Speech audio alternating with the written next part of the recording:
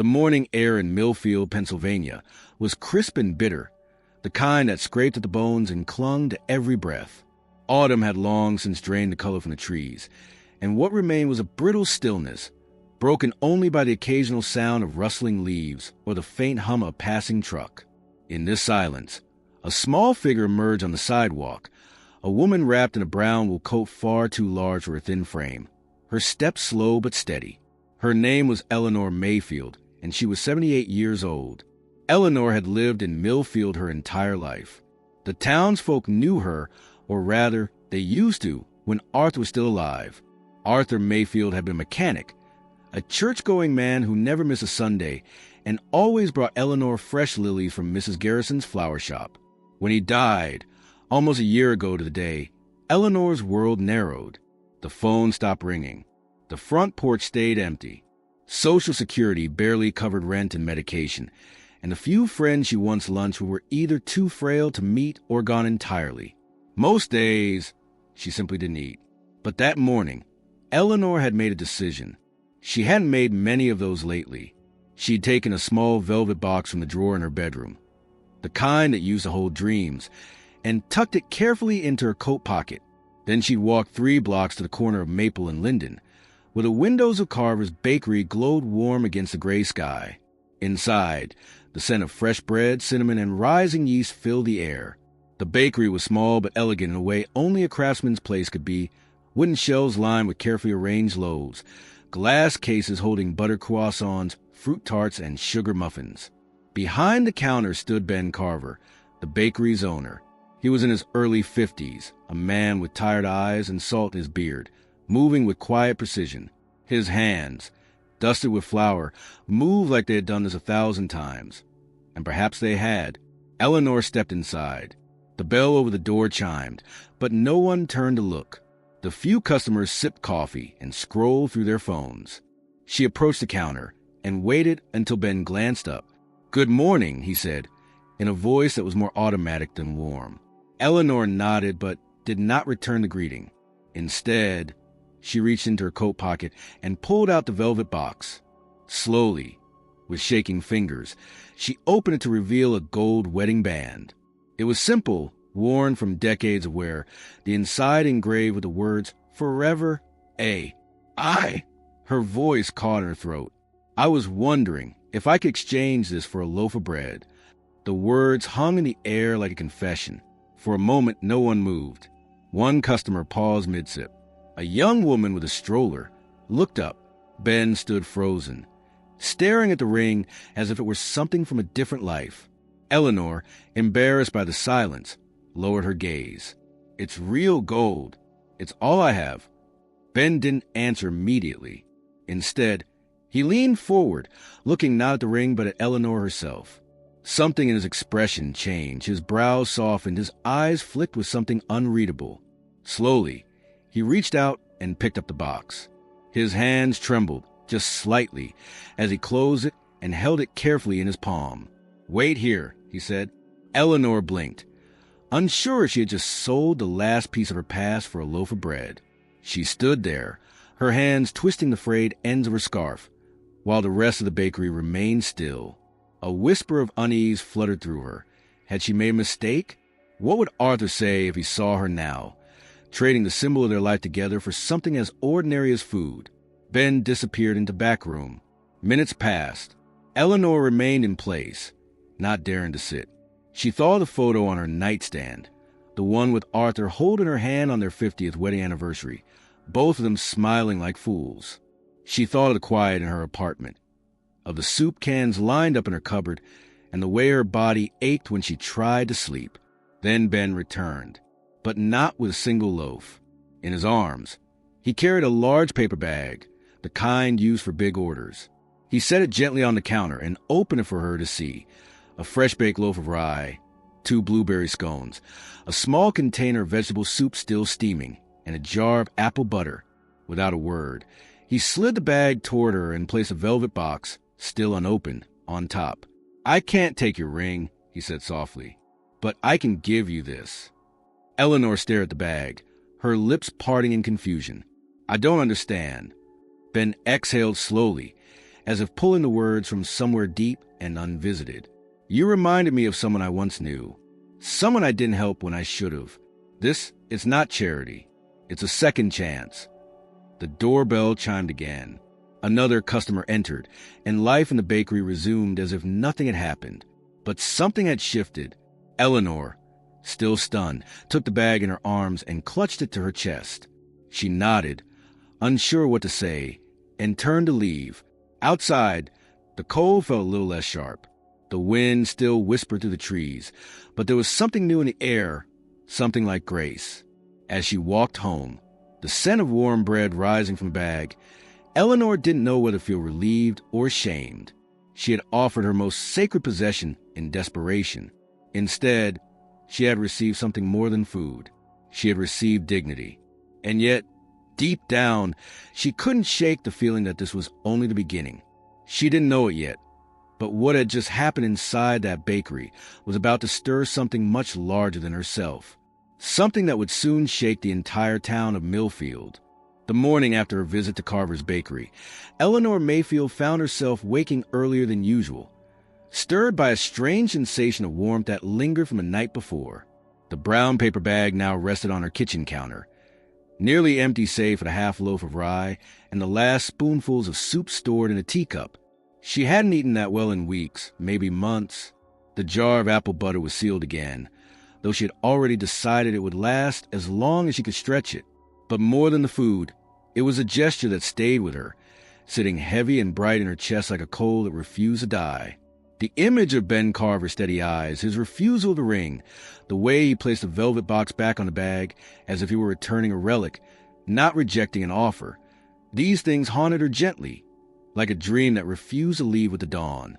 By noon, the air had shifted. It wasn't just the chill easing off the sidewalks or the golden light streaming through the dusty curtains. Eleanor heard something, footsteps on the porch. She assumed it was the postman and shuffled to the door. But when she opened it, there was no one there, only a brown paper bag, tied at the top with twine and resting carefully on the doormat.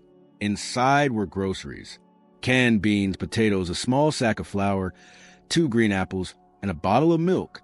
No note, no signature, just quiet generosity, left like an offering. She stood there for a long while, hand gripping the doorframe, scanning the empty street. A dog barked a few houses down. Somewhere, someone was mowing a lawn, but there was no sign of who had left the gift.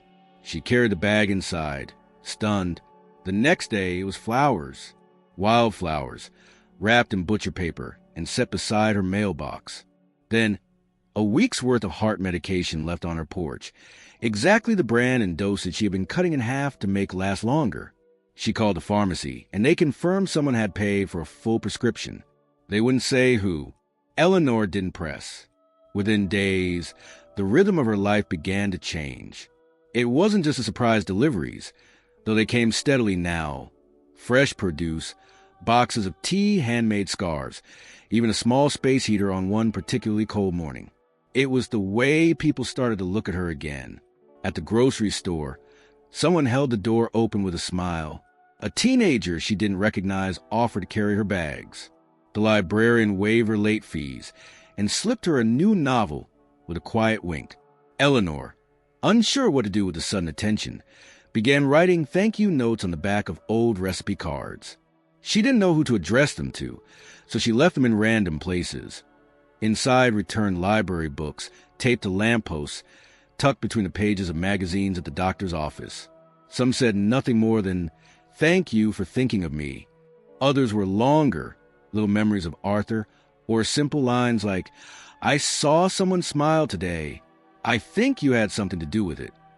Meanwhile, at Carver's Bakery, the air had shifted too. Ben had not spoken to anyone about what happened with Eleanor. Not directly, but word had traveled faster than he expected. He never meant for it to become a story. Yet by the end of the week, more than a dozen people had stopped in to see how he was doing. Some brought bread they'd baked at home and left it on his counter. Others just sat and sipped coffee longer than usual, watching him as if expecting more miracles. One afternoon, a woman named Claire Evans, known for her loud opinions and tighter-than-tight purse strings, walked into bakery and ordered 6 loaves of sourdough. Ben raised an eyebrow as he wrapped the order. "Didn't know you like sourdough," he said flatly. "I don't," she replied. "But the food pantry's low again. Figured someone might." She left without another word. Ben said nothing, but he stared at the empty space she left behind for a long time. By Sunday, the town was humming. Conversations over coffee included phrases like, "Did you hear about the ring?" Or, "Can you believe someone would offer that?" But the real marvel wasn't Eleanor's gesture. It was Ben's refusal. In a town where people had long known how to look the other way, the story was like a stone thrown into a still pond. It rippled. The change was subtle but persistent. A boy known for skipping school was seen helping shovel an old man's driveway. The cashier at the pharmacy rounded down totals more than once. A retired schoolteacher began leaving bookmarks with handwritten poems inside secondhand books at the library. None of it was organized. No official charity. No flyers. No social media campaign. Just a series of decisions, small but deliberate, moving to the town like a quiet revolution. Ben noticed it, too. He began baking more than usual, even though the demand didn't yet match the supply. A tray of extra muffins would find its way to the firehouse. A basket of rolls ended up at the clinic. He didn't label these gifts, didn't speak about them, but the gesture, like Eleanor's, needed no explanation.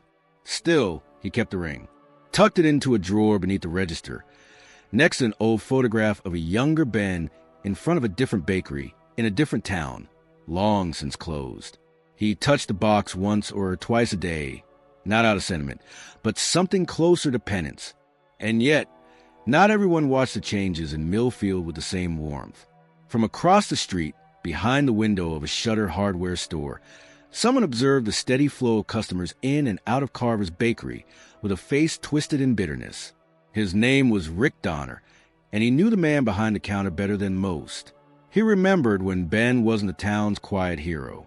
He remembered broken promises, unpaid debts, and the way Ben had vanished years ago after things went south with their old business. What the town saw now was a gentle baker, giving bread to a widow. What Rick saw was a man rewriting his story, hoping people had forgotten the first chapters. But Rick hadn't forgotten, and he wasn't sure the town should either. The days in Millfield grew shorter, shadows falling earlier each evening as late autumn gripped the town with a quiet finality. Though the air had turned colder, something had thawed among the people. Conversations lingered longer at the bakery. Neighbors began checking on each other without needing a reason, and children left drawings and acorns on Eleanor Mayfield's porch as if it had become sacred ground. But beneath this renewal, not everyone welcomed the shift. In a town as small and woven as Millfield, old threads never unraveled cleanly, and some knots remained too tight to ignore. Rick Donner watched all of it unfold from the upstairs window of his closed hardware store, seated behind a dusty desk piled with unpaid invoices and a half-empty bottle of bourbon. The neon-closed sign hadn't been lit in over 2 years, but Rick still came daily, sitting in the silence like a man nursing an invisible wound. He had once been Ben Carver's business partner, co-owner of Donner and Carver Breadworks, a downtown staple that collapsed under circumstances neither man had ever fully explained to the public. What remained were rumors, fragmented and contradictory, claims of mismanagement, silent investors pulling out, and whispered betrayals. Rick had stayed, lost everything, and blamed Ben. Ben had disappeared for years, and now returned to a second chance he hadn't earned. Or so Rick believed. The bakery was thriving, not because of any advertising or grand strategy, but because of something more elusive, trust, reborn through humility. Yet, that was the very thing Rick couldn't stomach. Every smiling face entering the bakery felt like an erasure, as if the town had decided Ben's past could be washed away with cinnamon rolls and generosity. And then there were the notes. Rick had found one of Eleanor's handwritten messages slipped under his store's door, a folded index card with delicate script. "Sometimes we're not who we were yesterday. That's the best part today." He had crumpled it without reading the rest. While Rick stewed in resentment, Eleanor found herself restless with a new kind of purpose. For the first time in months, her energy returned in bursts, short but invigorating. One morning, wrapped in her thickest cardigan, She pulled out an old tin box filled with clip recipes, yellowed and scribbled upon in Arthur's blocky handwriting. A recipe for honey oat rolls caught her eye, and before she could doubt herself, she had tied an apron around her waist and begun kneading. Her fingers, stiff with arthritis, worked slowly, but she remembered the motions. As the scent filled her tiny apartment, Eleanor smiled, not for bread, but for the idea that she still had something to give. That afternoon, she packed the rolls in wax paper and headed to the library. She left them on the front desk with another note, this one saying, "For whoever needs something warm today." The following day, she baked again. She left a batch at the senior center, another at the clinic, each time attaching a small message. The words were simple but felt strangely urgent to her. Truths she had lived but never spoken. She didn't want recognition. What she wanted was movement, a current to carry her actions outward, to someone who needed them more than she did.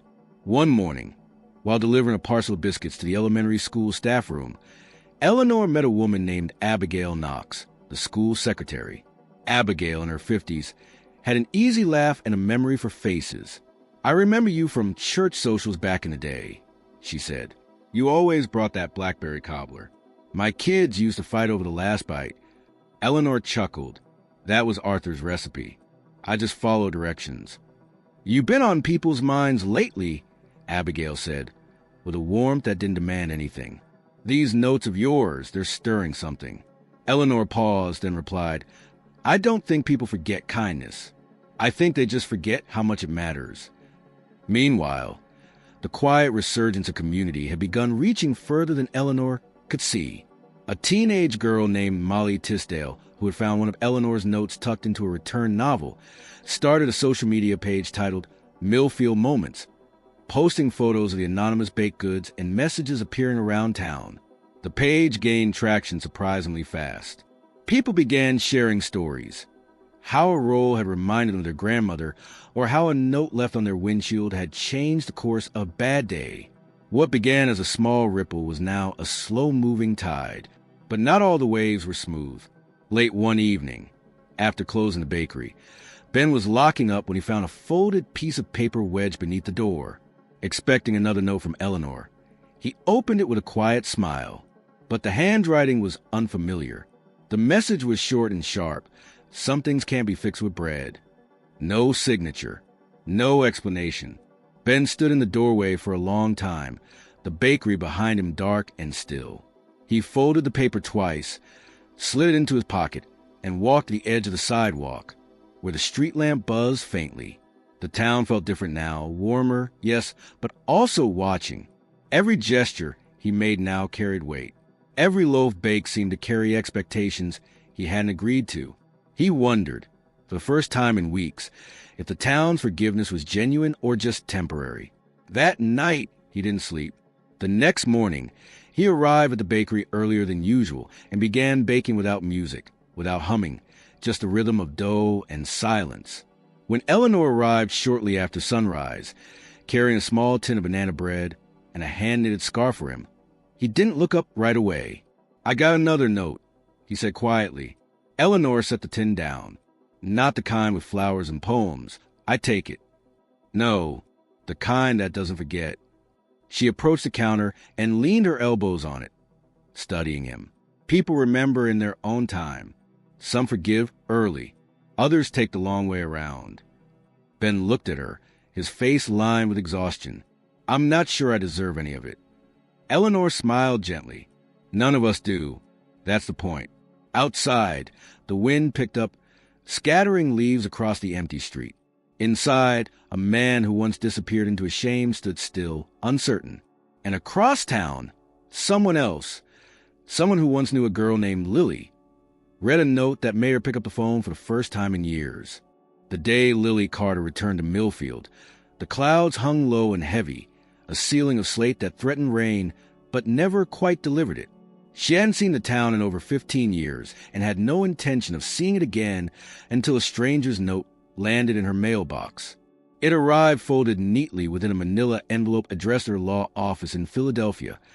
No return address, no letterhead, only a slip of paper with the words, "Today, you were thought of." That counts for something. Tucked into a fold was a photo clipped from a local paper's digital printout. Ben Carver, standing outside a small bakery, smiling beside an elderly woman Lily didn't recognize. But she recognized a man, and that was enough.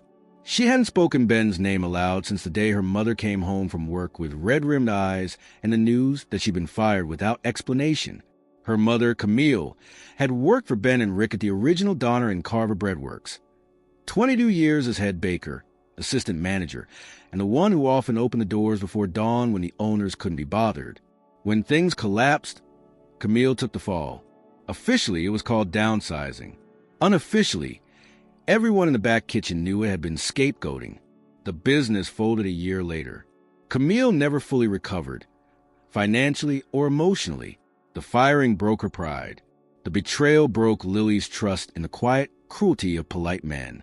So when Lily stepped off the bus and walked a short distance from the depot to Maple and Linden, she wasn't moved by nostalgia. The bakery looked different. Smaller, humbler, more worn at the edges. But the name above the door was impossible to miss. Carver's.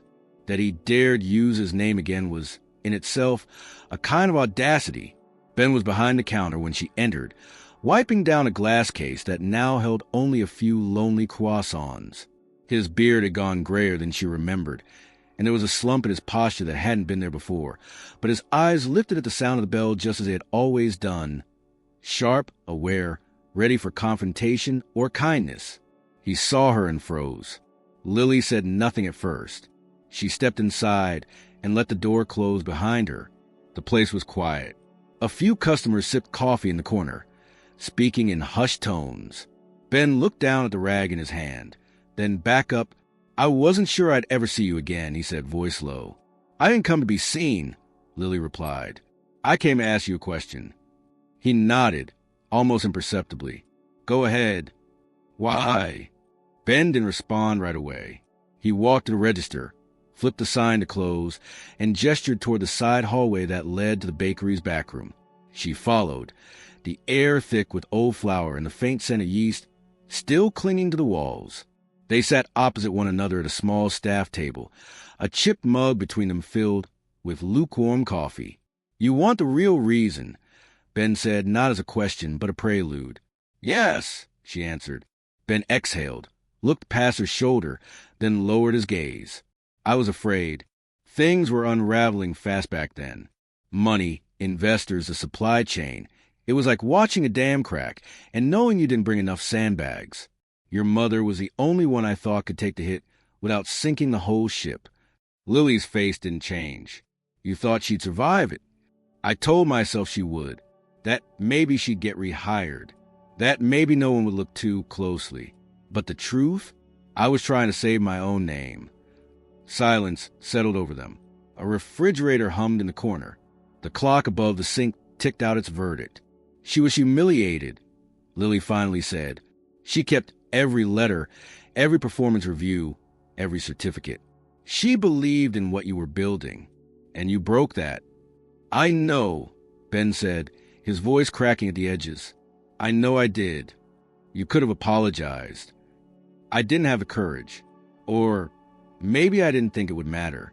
I don't know. But it wasn't until Eleanor came in that day that I realized how long I'd been carrying it all like a debt I never paid." The name hung in the air. Lily frowned. "Eleanor?" Ben reached into a drawer and pulled out one of the bakery's new wrappers, each one now printed with a small note. He handed it to her. The message read, "Forgiveness is heavier than bread, but it lasts longer. She started something," he said, "not just with me, with everyone." Lily read the note twice, then folded it slowly. "Do you expect me to forgive you because of an old woman's kindness?" "No," Ben said. "I'm asking for nothing, but I thought you deserved to hear it from me." For a moment, Lily wanted to walk out. She wanted to leave him there, folded in guilt and humility, and return to her world untouched. But something about the rawness in his voice, the absence of self-pity, made her stay seated. "I didn't come to forgive you," she said quietly, "but I might come back. That's something." Ben nodded. "That's more than I hoped for." As Lily left the bakery, the wind picked up again, rustling the awning outside. The people of Millfield were still moving, still gathering in subtle ways.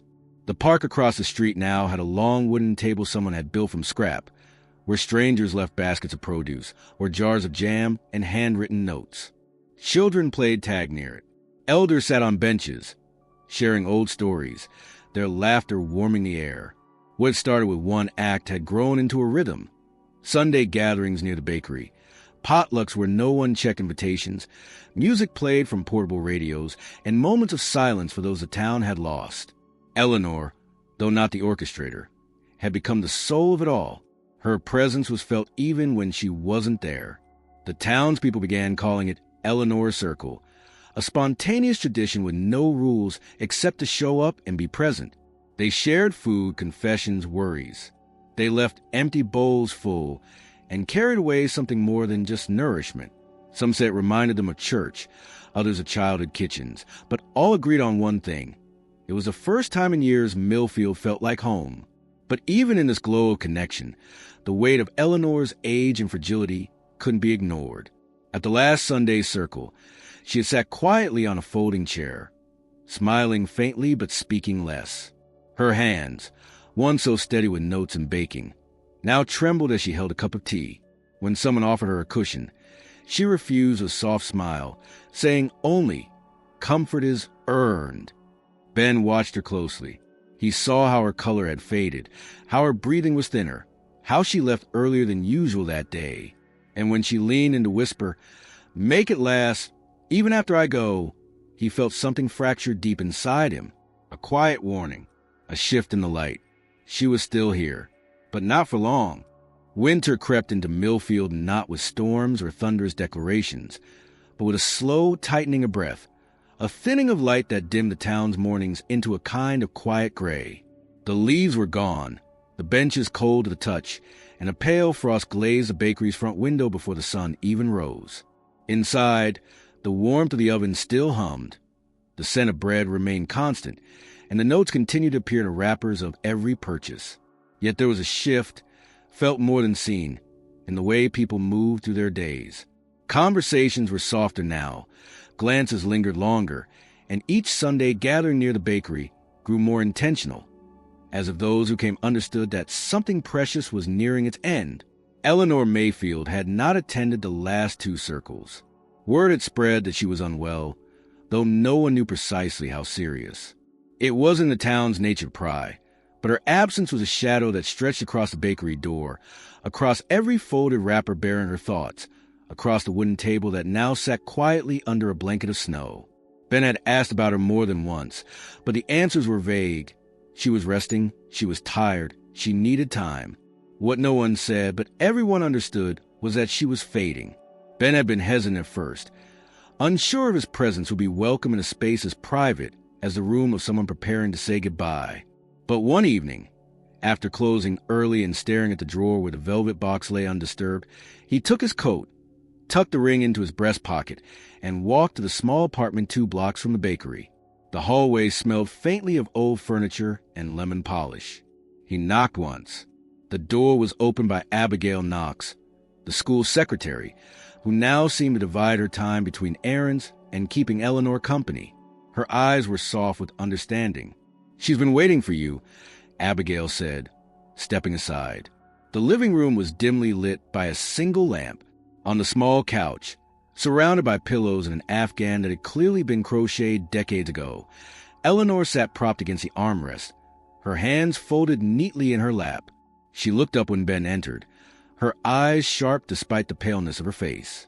"You look colder than the bread I forgot to rise last week," she said, the corners of her mouth tugging into a smile. Ben chuckled. "It's a different kind of cold outside these days." He approached slowly and sat in the chair across from her. For a moment, they simply regarded one another, not as baker and customer, but as two people who had shared something intangible, grace given and received. "I brought something," Ben said, reaching into his coat. He pulled out the small velvet box and held it gently in both hands before placing it on the table between them. Eleanor didn't reach for it immediately. Her gaze settled on it with the weight of 1,000 mornings behind it. When she finally lifted the lid, she didn't touch the ring, only looked at it as though greeting an old friend. "I thought I'd never see this again," she whispered. "I kept it," Ben said quietly, "not because I wanted to own it, but because I didn't know how to let go of what it meant." Eleanor picked up the ring with trembling fingers, turning it slowly under the light. She slid it onto her finger without ceremony, and it fit as if it had never left. A long silence passed before she spoke again. "You didn't just give me bread that day," she said. "You gave me a reason to believe someone still saw me. That's something a person can live on longer than food." Ben looked down, his voice thick. "You gave me more than that. You reminded me of the man I used to want to be." She nodded, her hand resting over the ring. "Then I suppose we were both hungry for something we didn't know we'd lost." Ben sat with her for over an hour, speaking little, just listening as Eleanor shared old memories, bits of her childhood, stories about Arthur no one else had ever heard. At one point, she leaned back, eyes closed, and said, almost to herself, "He's waiting for me with lilies. I hope he's early." When Ben left, the snow had begun to fall in earnest, blanketing the streets in quiet. He walked home slowly, heart heavier but clearer, the kind of weight one carries with reverence, not regret. 2 days later, Eleanor passed in her sleep. News spread not through announcements or online posts, but through word of mouth, like a ripple through still water. By the time the town received official confirmation, everyone already knew, and when Sunday came, no one had to be invited. They simply arrived. The bakery remained closed that day, not by necessity, but by choice. Ben had baked through the night and left baskets of bread, pastries, and rolls on a long wooden table outside, each one wrapped in parchment with Eleanor's final note, copied from a scrap of paper she left behind, and now printed in elegant script. "You matter more than you know. Keep giving." The gathering stretched for hours. Children drew messages in chalk on the sidewalk.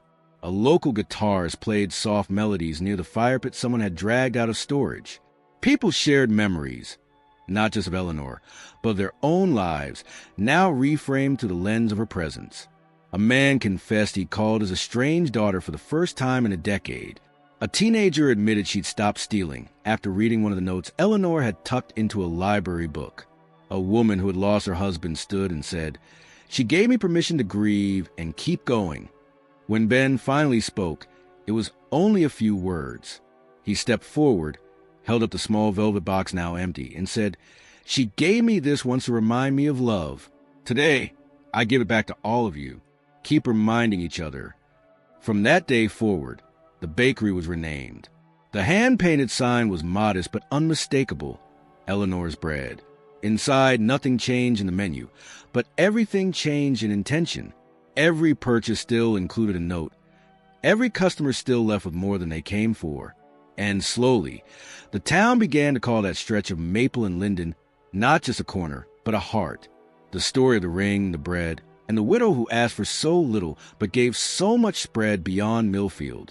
A journalist from Harrisburg wrote a piece that was picked up by a larger publication.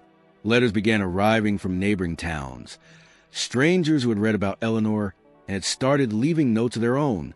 A school in Ohio started a program called Eleanor's Letters for students to practice kindness anonymously.